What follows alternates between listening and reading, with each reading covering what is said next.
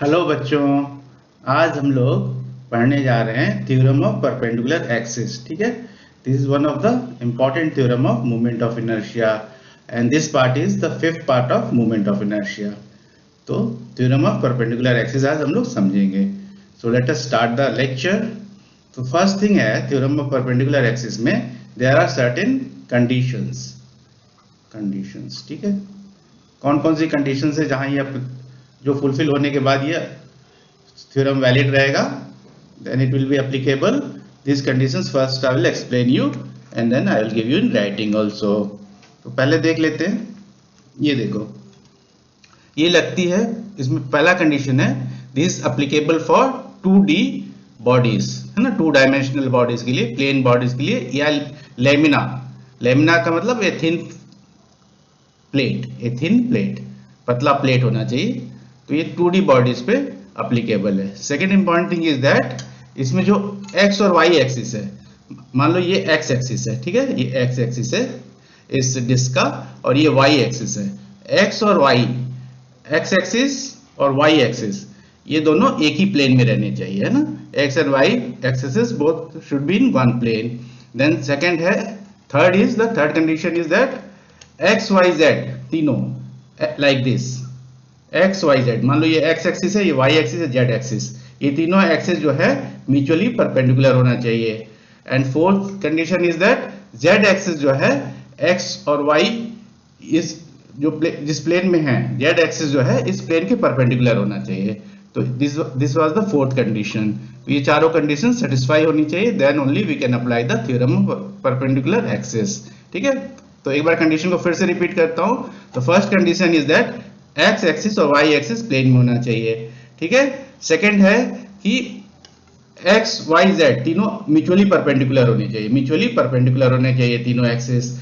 Third is that Z axis जो है इस प्लेन के परपेंडिकुलर होना चाहिए। और ये किसके लिए कहां अप्लाई कर सकते हैं? 2D ऑब्जेक्ट्स पे, लेमिना या थिन प्लेट में। ठीक है, लेमिना को ही थिन प्लेट बोलते हैं, तो वहां पे ये थ्योरम अप्लीकेबल है। तो with this now I'll give you in the writing also what I have just told, so that you can make a note of that. See, this theorem is valid. I am reading the theorem now. This theorem is valid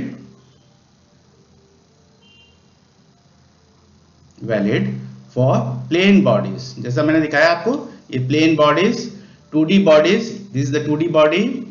lamina का मतलब क्या होता है? A thin flat plate, इस पे ये valid है। Then X और Y to be chosen in the plane of the body, तो एक्स और वाई दोनों बॉडी के प्लेन में रहने चाहिए। Then third is the X Y Z should be mutually perpendicular. तो ये हो गया एक्स, ये हो गया Y axis, X axis, Y axis और जेड एक्सिस, ये तीनों म्यूचुअली परपेंडिकुलर हैं। ठीक है, एंड फोर्थ है कि Z axis should be perpendicular to the plane, तो यहाँ जेड एक्सिस जो है प्लेन के परपेंडिकुलर है। ठीक है, तो with this we have understood the conditions in which this theorem is valid. Z axis should be perpendicular to the plane और एक्स वाई जेड तीनों म्यूचुअली परपेंडिकुलर होने चाहिए, आपस में 90 डिग्री होने चाहिए तीनों। तो ये कंडीशंस हमने देख ली, इसको आप नोट डाउन कर लो। Now with this the theorem says that अगर ये कंडीशन सेटिस्फाई हो रही है तो थ्योरम क्या बोलता है कि आई जेड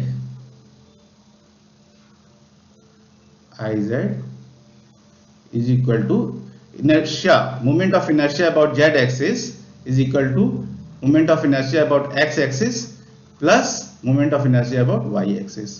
क्या बोलता है theorem? I Z moment of inertia about Z axis is equal to moment of inertia about X axis plus moment of inertia about Y axis. ठीक है, तो this is the theorem of perpendicular axis. ये आपको याद रखना चाहिए, this you have to retain in your memory.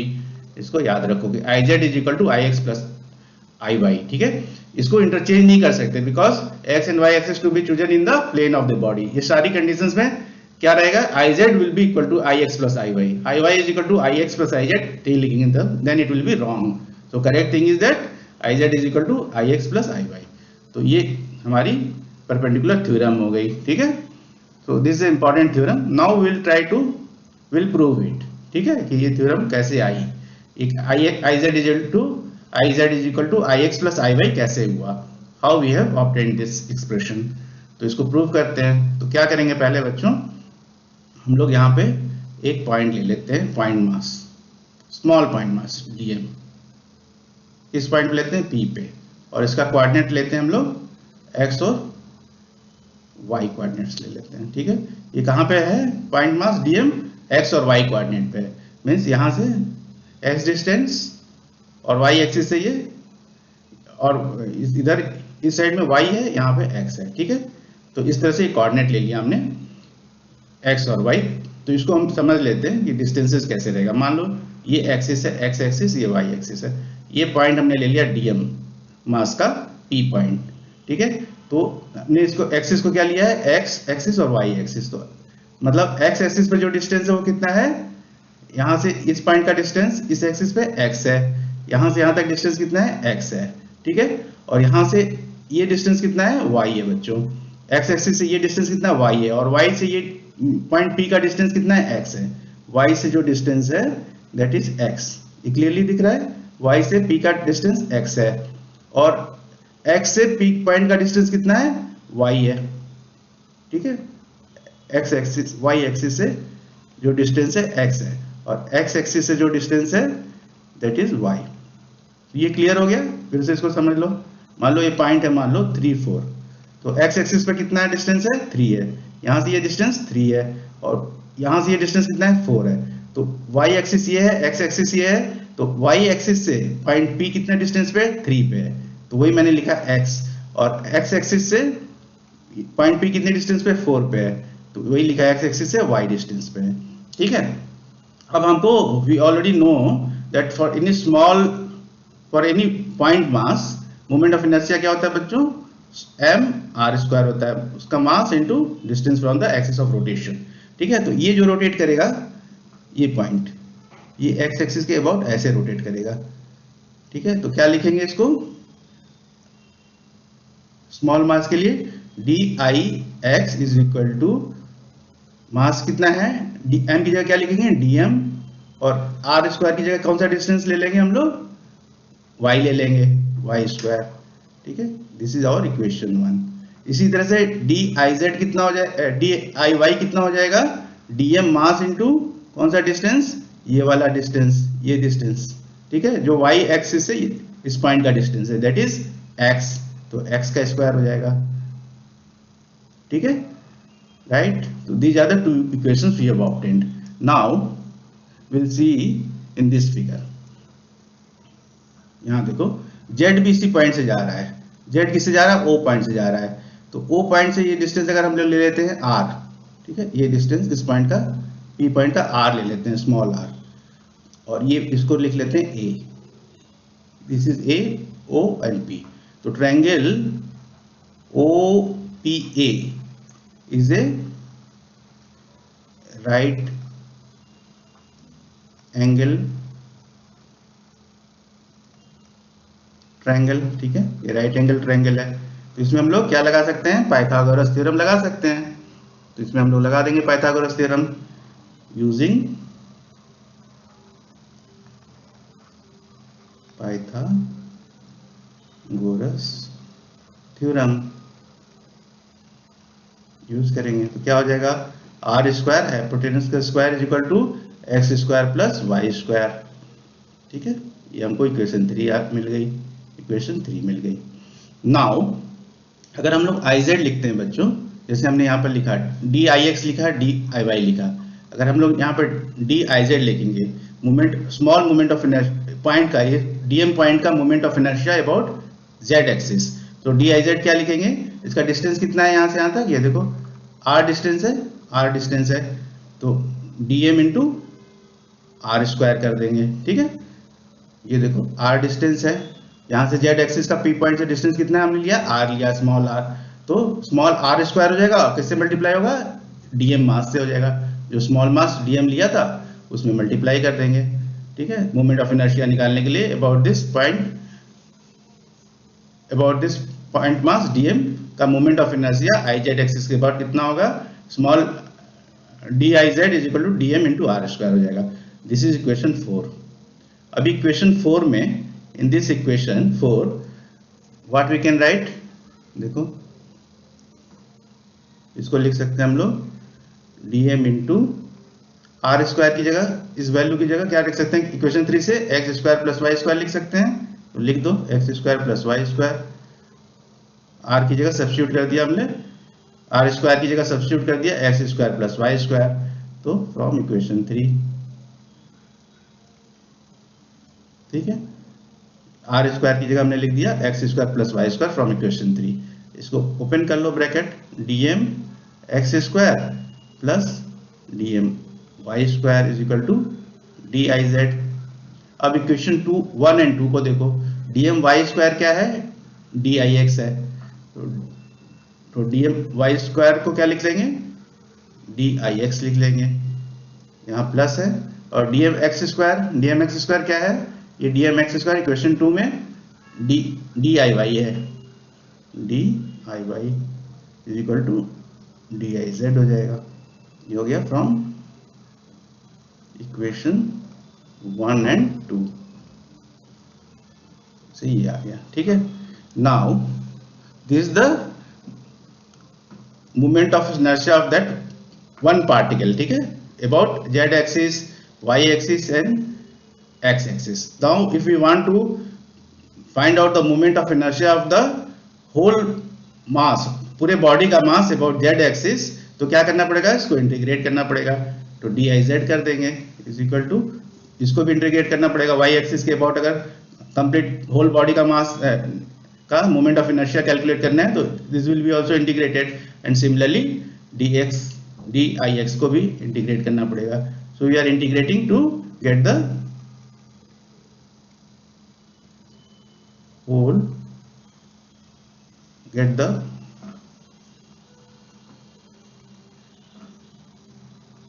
moment of inertia about x, y and z axis for whole mass, पूरे मास का, whole mass of the body।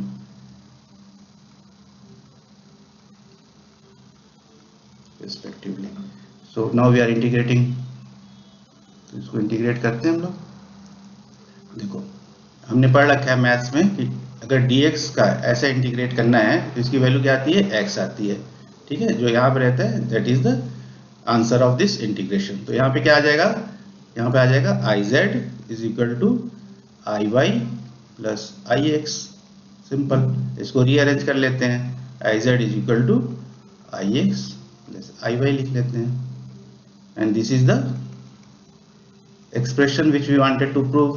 So hence it is proved that moment of inertia about Z axis is equal to moment of inertia about X axis plus moment of inertia about Y axis.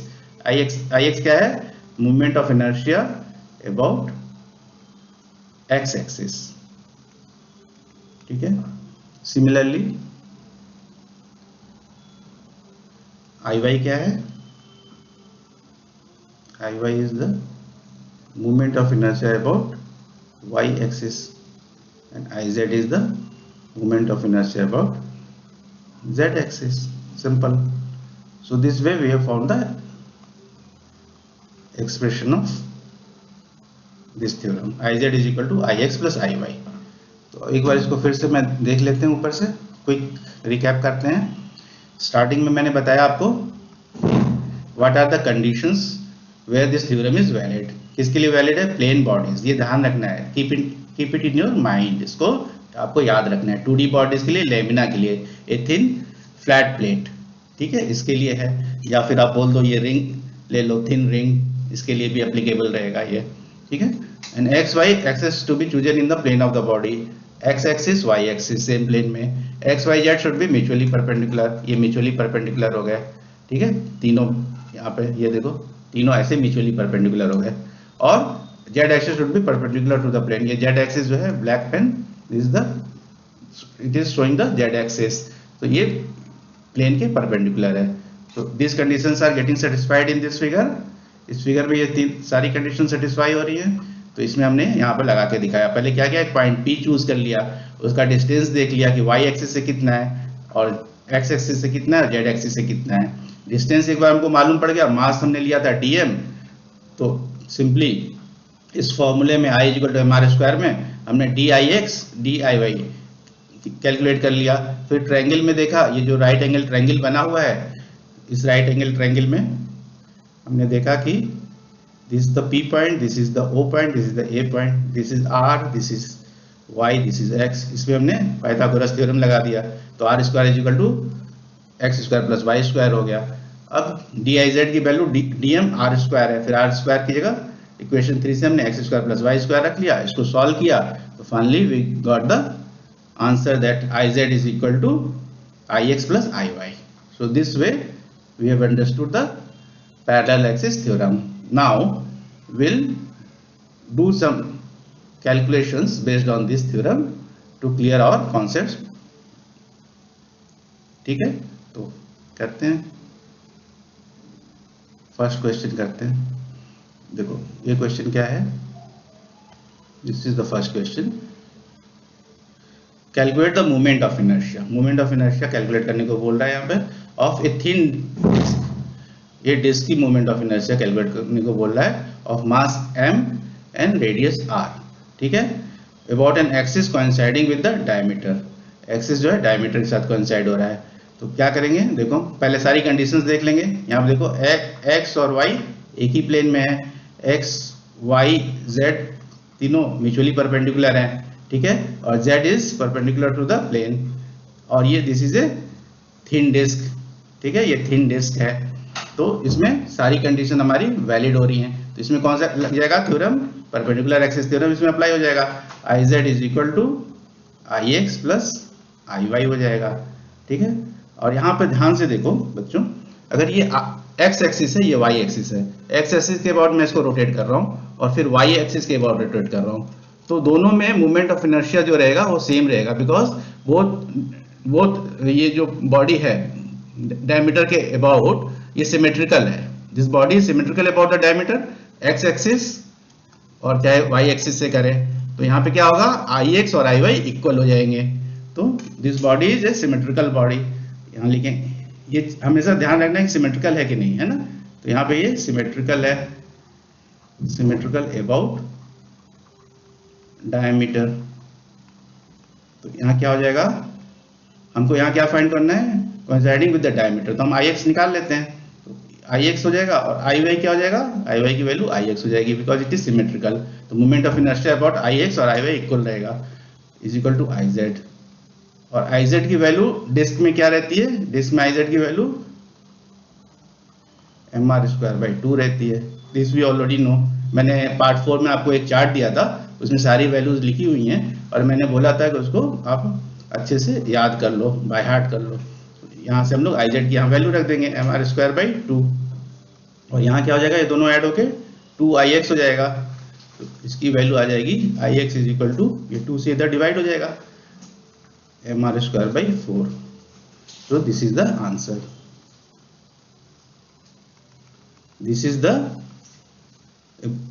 this is the moment of inertia about diameter ix।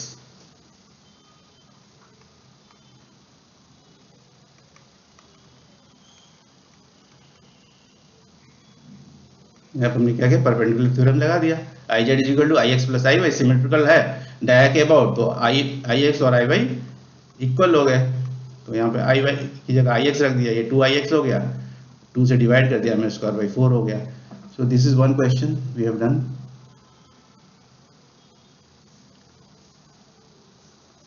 Now will do another question. देखो यहाँ पे क्या है, ये this is thin ring बोल रहा है ना, ये थिन रिंग है, तो यहाँ पे भी सेम केस रहेगा।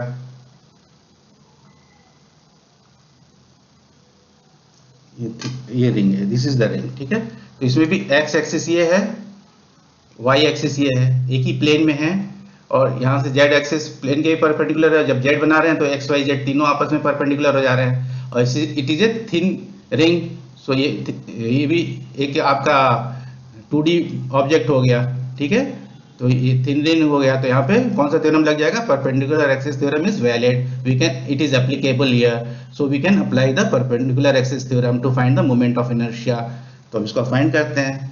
इसके अबाउट भी देखो, एक्स एक्सिस और वाई एक्सिस के अबाउट रोटेट करेंगे तो दोनों साइड में again it is a symmetrical body, तो इसमें भी I X will be equal to I Z, I X will be equal to I Y, I X और आई वाई दोनों बराबर होंगे, सेम प्लेन में है तो उनकी वैल्यूज बराबर होंगी, तो we can write I X is equal to I Y. We are applying now that theorem, I Z is equal to I X plus I Y. Now question में क्या है, थिन रिंग दिया है, इसका mass m है, radius r है, और about an axis coinciding with the diameter of the ring, ठीक है। तो हमको आई एक्स डायमीटर निकाल, जो रिंग का डायमीटर है उससे जो कोइंसाइड कर रहा है axis, X axis, that is I x, हम निकाल देंगे इसमें से। तो यहाँ पर लिख लेंगे आई एक्स प्लस, सिमेट्रिकल है, symmetrical about the dia, symmetrical about the dia. ये पॉइंट सब आप नोट करो बच्चों, because if you miss this then you will miss the बस।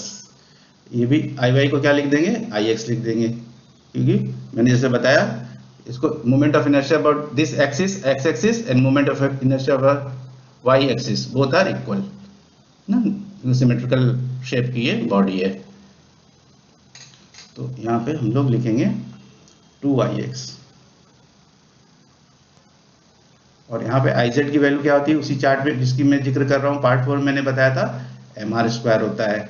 m is the mass of the ring and r is the geometrical radius, ठीक है, radius ये दिया है, मास दिया है, तो इसकी वैल्यू mr² होती है। तो iz की वैल्यू आपको मालूम होनी चाहिए ये निकालने के लिए, that is why I told you to remember to learn that chart by heart. तो यहाँ से अब इसको सॉल्व कर लेते हैं सिंपली। ix क्या होगा, ये 2 से इधर डिवाइड कर देंगे, mr²/2 हो जाएगा, and this is the answer. So in these two cases we have seen the how to apply the application of perpendicular axis theorem. So there are many more questions which you can practice, and I will also, in the coming classes, I will also use this perpendicular theorem to show you how it is used furthermore. But in this class, these two theorems will clear our fundamentals, concepts, that how we are using this theorem. So we started with the theorem here, and we have seen the very important conditions where this theorem is valid, okay, and we have proved this theorem, iz is equal to ix plus iy here, and after that we have taken two examples.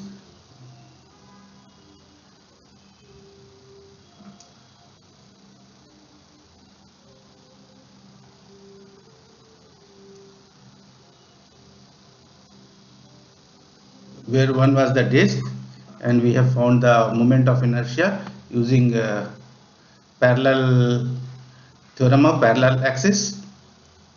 In this case it was a disk, and we have found the what will be the moment of inertia coinciding with the diameter by using the theorem of parallel axis, theorem of perpendicular axis, ठीक है। theorem of perpendicular axis use करके हमने उसका moment of inertia calculate कर दिया coinciding with the diameter. And in the second case it was a ring, again we have used the theorem of the perpendicular axis, and we have found the answer for the moment of inertia about the diameter here. So these are the two examples we have done, ठीक है। and जिस chart के बारे में बता रहा था मैं आपको, that chart is here. This is the chart, again I am giving in this lecture also. This you have to by heart. Here see, first we took the ring, we took the disk, ठीक है, this mr² हमने लिखा ना, iz is equal to mr²/2, this was the value from here, ठीक है। and second time we took the thin circular ring, this mr², तो ये by half हो गया था, ये by half हो गया था, तो ये हो गया था mr²/4, और ये हो गया था mr² से mr²/2, 2, ठीक है। तो these two values I utilized in the examples. So this movement of inertia, whatever is shown in this chart, and some more important movement of inertias are also there, that you have to learn by heart to solve this type of questions effectively and without any problem. So with this, I would say that today we have learned the theorem of perpendicular axis concept and applied it also in a very easy way. And in the next class, we will be learning about the theorem of parallel axis, theorem of parallel axis. This is also an important theorem of moment of inertia. So this we will learn, and there also we will solve some examples to get the hold of the concept. So with this, I would say goodbye. Take care.